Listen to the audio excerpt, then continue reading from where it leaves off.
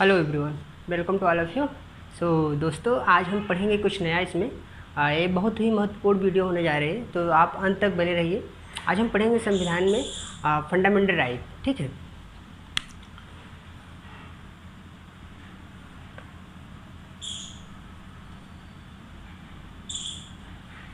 Fundamental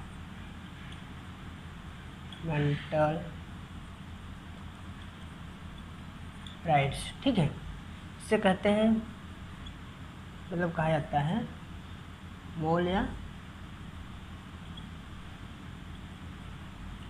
मौलिक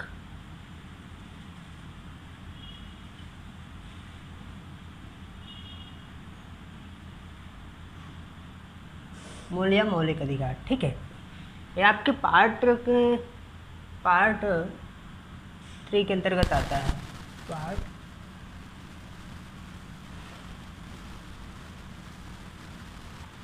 देखिए, ये आपके संविधान के पार्ट 3 में आपका फंडामेंटल राइट आता है, मूल अधिकार। इसके पहले हम लोग इवन के पढ़ चुके हैं पार्ट 1 में जो यूनियन ऑफ स्टेट, राज्यों के संघ के बारे में बताया है, और सिटीजनशिप पार्ट 2 नागरिकता। तो हम लोग आर्टिकल 1 से 11 तक पढ़ चुके हैं। आज हम अब इसके आगे पढ़ते हैं 12 से। तो देखिए, ये जो पार्ट 3 है, इसमें पूरा जो आपका आर्टिकल है, आर्टिकल की बात करूँ तो मैं इसमें 12 to 35 मीन्स की 12 से 35 तक के आपका गिवन है पूरे फंडामेंटल राइट में।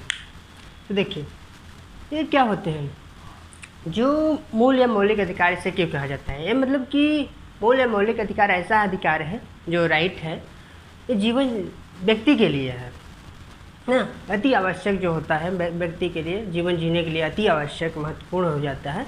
तो क्या होते हैं, उसे फंडामेंटल राइट कहा जाता है। तो फंडामेंटल राइट ये हमारे संविधान में है। सो देखिए कौन कौन सी कैटेगरी है, इसमें देख लेते हैं। इसमें 6 कैटेगरी है। जैसे आपको पहला अगर हो तो राइट टू इक्वालिटी है, समानता का अधिकार।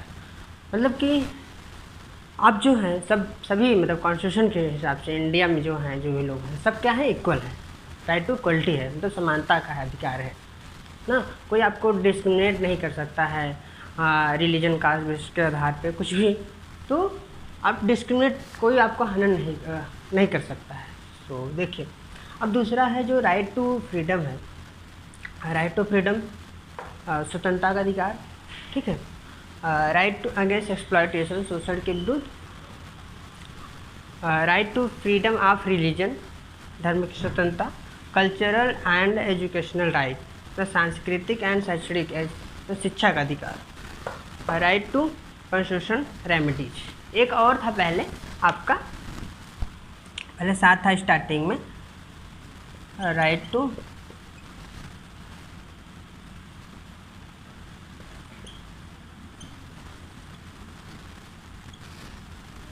प्रॉपर्टी। ठीक है, लेकिन इसे हटा दिया गया है, राइट टू प्रॉपर्टी को, कॉन्स्टिट्यूशन अमेंडमेंट। देखिए, हम बताते हैं कि अभी किस तरीके से। तो देखिए, पहले अगर ओवरऑल की बात की जाए कि आपको क्या है, इसमें समानता का अधिकार है, सभी लोग क्या है, इक्वल हैं। ठीक है, अब क्या है, राइट टू फ्रीडम है, आपको स्वतंत्रता का अधिकार है, स्वतंत्रता का अधिकार कहीं घूमने आने जाने का। और इसमें एक लिमिटेड है, लिमिटेड मतलब कि जितना आपके अधिकार है उतना दूसरों के भी अधिकार है। ऐसा नहीं कि आपका अधिकार होगा, दूसरों का अधिकार नहीं है। तो आप किसी का अधिकार हनन नहीं कर सकते। अगर आपका ये चीज़ें कोई हनन कर रहा है, इवन गवर्नमेंट, ना आपको ये पब्लिक छीन सकती है ना गवर्नमेंट छीन सकता है। ठीक है, अगर आपका इवन कोई हर्ट कर रहा है तो आप क्या कर सकते हैं, तो सीधा केस कर सकते हैं हाई कोर्ट, सुप्रीम कोर्ट या हाई कोर्ट में आप जा सकते हैं।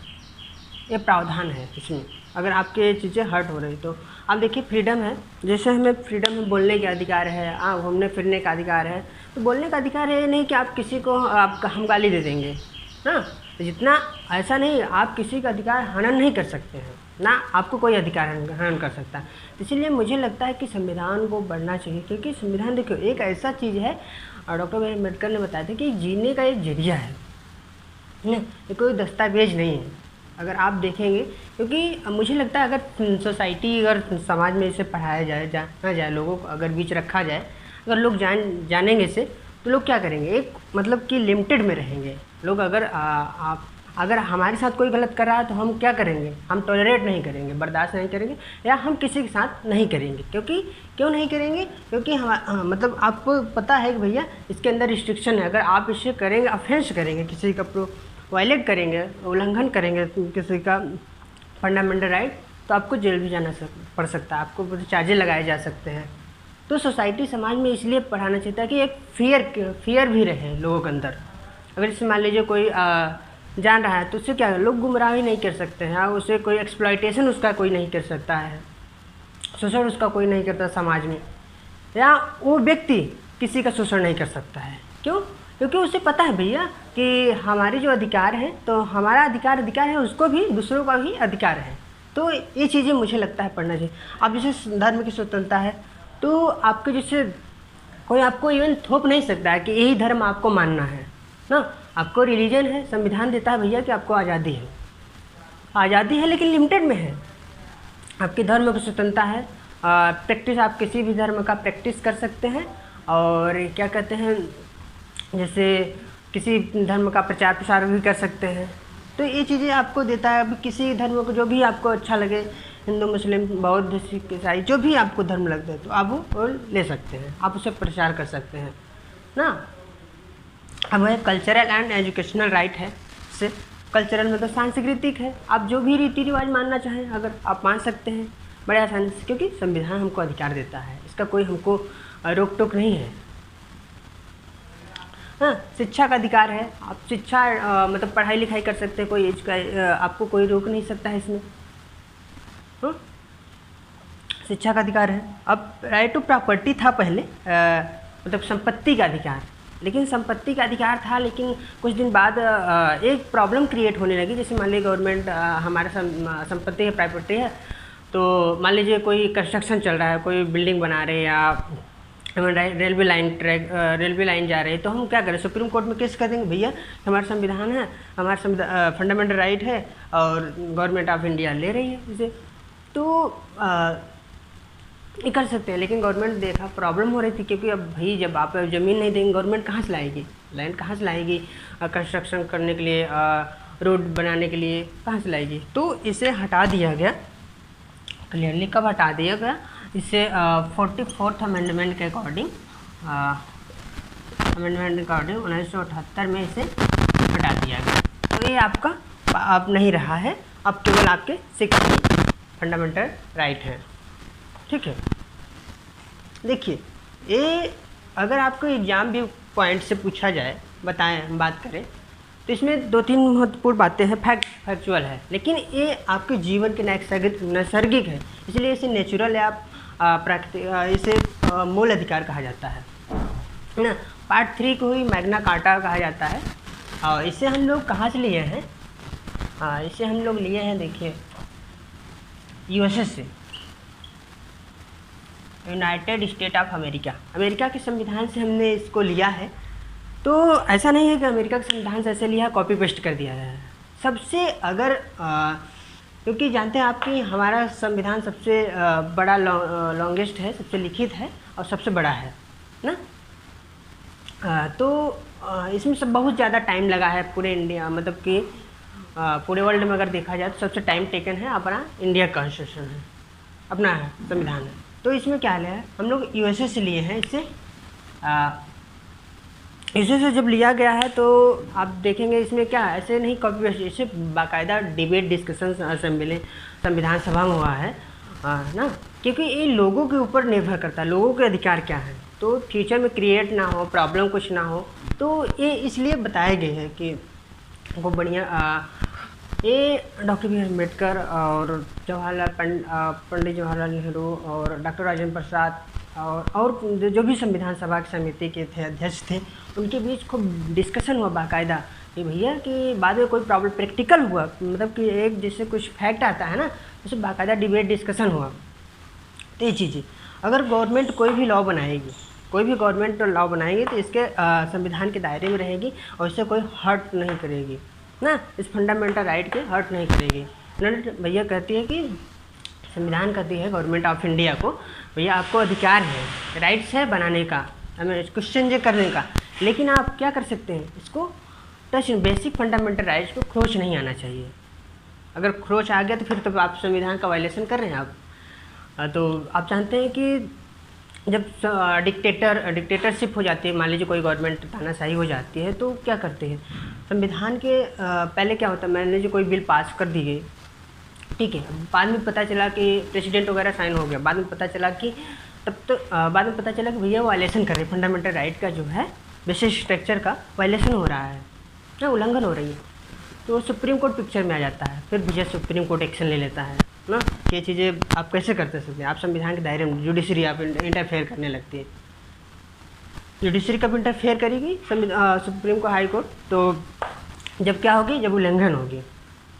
तो देखिए, अगर हम इसे क्या बात करें तो फैक्चुअल के अगर आधार पे बात करें तो इसे एग्जाम पॉइंट से, तो फंडामेंटल राइट आपको दिया गया, जैसे पूछ लिया किस भाग में, तो पार्ट 3 में है और आर्टिकल कितने हैं, 12 से 35 है, ठीक है। इसे कहाँ से हमने लिया है, एक्वायर किया है, तो यूएसए से लिया है, यूनाइटेड स्टेट ऑफ अमेरिका से, ठीक है, ये चीज़ें हैं। और इसमें हम पढ़ेंगे आगे चल के 12 से 35 जो आर्टिकल है, बाकायदा डिबेट मतलब एग्जाम्पल के तौर पर माध्यम से समझेंगे। सो आई होप आपको ये इन्फॉर्मेशन अच्छी लगी होगी। आप इसे एक मतलब कि जीवन के माध्यम से समझिए इसे, क्योंकि ये बहुत महत्वपूर्ण भाग है पूरे संविधान का। अगर कहा जाए तो हार्डकोर है, राइट टू रेमेडीज, ये बहुत ही महत्वपूर्ण आर्टिकल 32 के तहत आता है। तो आर्टिकल 32 को डॉक्टर बी आर अम्बेडकर ने कॉन्स्टिट्यूशन का सोल कहा था, मतलब कि संविधान का आत्मा कहा था। तो आर्टिकल 32 के तहत से ये क्या है, राइट टू कॉन्स्टिट्यूशनल रेमेडीज है, मतलब उपचार है, क्या कर सकते हैं, इसके अकॉर्डिंग ही आप हाई कोर्ट या सुप्रीम कोर्ट जा सकते हैं ना, आर्टिकल 32 के तहत। तो ये चीज़ें रहा आपका पूरा फंडामेंटल राइट ओवरऑल। तो हम देखेंगे नेक्स्ट वीडियो में क्या आर्टिकल 12 से 35 तक के एग्जाम्पल के माध्यम से। तो इसे मैं एग्जाम भी पॉइंट से मेरा मेन मकसद नहीं था पढ़ाने का, मेरा मेन मकसद यही है कि समाज में, सोसाइटी में जागरूकता फैले, लोग जाने अपना हक अधिकार जाने, क्या क्या फंडामेंटल राइट है, क्या क्या अपना जाने, दूसरों को जाने ना, एक अच्छे नागरिक बनिए। जब आप जब एक अच्छे नागरिक बनते हैं सपोज है, तो क्या करते हैं, दूसरों को भी अच्छा बनाते हैं। तो एक क्या करते हैं, एक अच्छी सोसाइटी, एक अच्छा स्टेट, अच्छा कंट्री डेवलप होता है। तो लोगों के अंदर जो मिथ है कि बताइए कॉपी पेस्ट है ऐसा वैसा, तो ये चीज़ें नहीं है। जब आप नहीं जानोगे ना, जब आप नहीं पढ़ोगे, कैसे जानोगे कि हमारे राइट्स क्या क्या हैं ना, दूसरों के राइट्स क्या हैं। अगर हम कुछ चीज़ कर रहे हैं, गलत कर रहे हैं, जैसे आपको घूमने का आज़ादी है, तो आप नहीं कि किसी के घर में घुस जाएंगे, भैया ये आज़ादी नहीं है। आपको आज़ादी है लेकिन आपको लिमिटेड में, किसी का ऐसा चीज़ की करो कि किसी का हर्ट ना हो, किसी का फंडामेंटल आप राइट छीन नहीं सकते। अगर आपका फंडामेंटल राइट है, दूसरों का भी फंडामेंटल राइट है। ये बातें हमको समझना पड़ेगा और दूसरों को बताना पड़ेगा सोसाइटी, समाज में। ये हमारी एक नागरिक सिटीजनशिप होने का, as a being a citizenship of India, हमें पढ़ना चाहिए, देखना चाहिए। सो आई होप आपको इन्फॉर्मेशन बहुत ही अच्छी लगी होगी। सो मिलते हैं नेक्स्ट वीडियो में। और आप वीडियो को अगर अच्छा लगा हो तो लाइक, सब्सक्राइब, इन्फॉर्मेशन अच्छी लगी हो तो करिए और हमारे साथ बने रहिए। तो मिलते हैं नेक्स्ट वीडियो में। Thank you to all.